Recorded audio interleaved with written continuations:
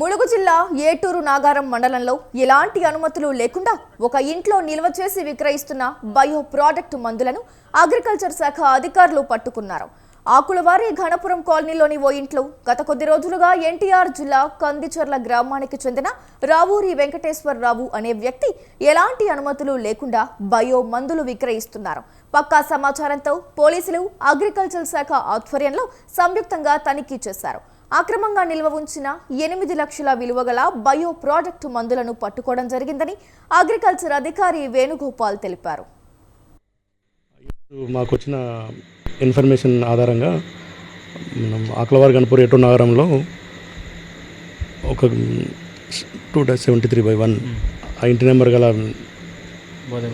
బోధబోయిన లక్ష్మి వారి నివాసంలో శ్రీ రావూరి వెంకటేశ్వరరావు గారు అక్రమంగా నిల్వ చేసిన బయో ప్రొడక్ట్స్ మందులను గుర్తించడం జరిగింది. ఈ ఇన్స్పెక్షన్లో నాతో పాటుగా ఏటూరు నగరం ఎస్ఐ గారు మరియు సిబ్బంది ఉన్నారు. ఇక్కడ మేము వచ్చి చూసినప్పుడు బయో ప్రొడక్ట్స్ మందులు అనేవి దాదాపు ఒక 400.4 లీటర్లు సుమారు 6-7 లక్షల మధ్యలో వాల్యూ చేస్తుంది. ఇటు వస్తువులు కనుగొనడం జరిగింది. వీటన్నిటిని కూడా వితౌట్ లైసెన్స్ అమ్ముతున్నారు. కాబట్టి